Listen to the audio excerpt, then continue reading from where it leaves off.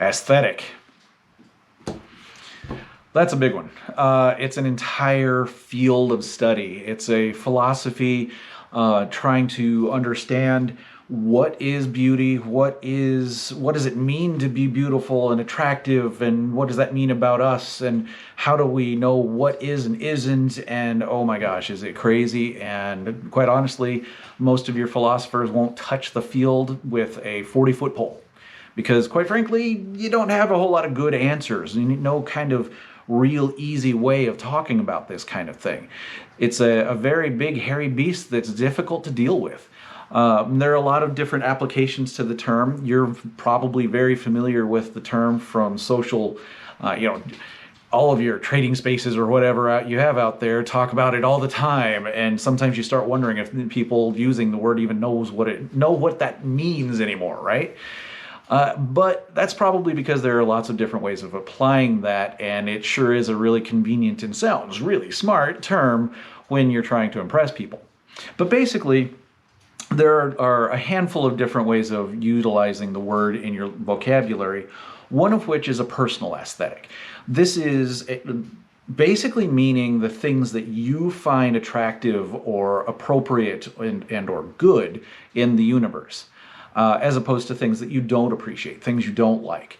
The way I always explain it is imagine yourself the biggest fishbowl in the universe, bigger than a planet, right? And then beside this, floating around in space, you have this massive pile of little bitty pieces of paper. On those pieces of paper, you write down throughout your life every single thing, every criteria of any kind. On each individual piece of paper, you have a little different part of the universe documented. Things you think are cool and appropriate or attractive or beautiful, whatever, you write down on the piece of paper and you put it inside of the fishbowl. Everything you don't like, you write on another piece of paper and then you throw it off to the side, not in your fishbowl.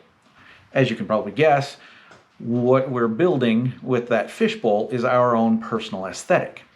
Now, that can change on a daily basis, moment by moment, and all that kind of thing. For instance, we all have exes, right? So some of those things don't belong, right? Sometimes the things we do like now don't like later, and vice versa.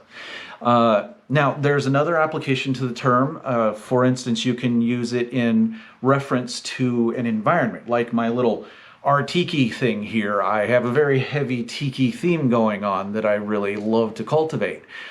Tiki mugs and crazy bamboo things and whatever fits really well with this aesthetic.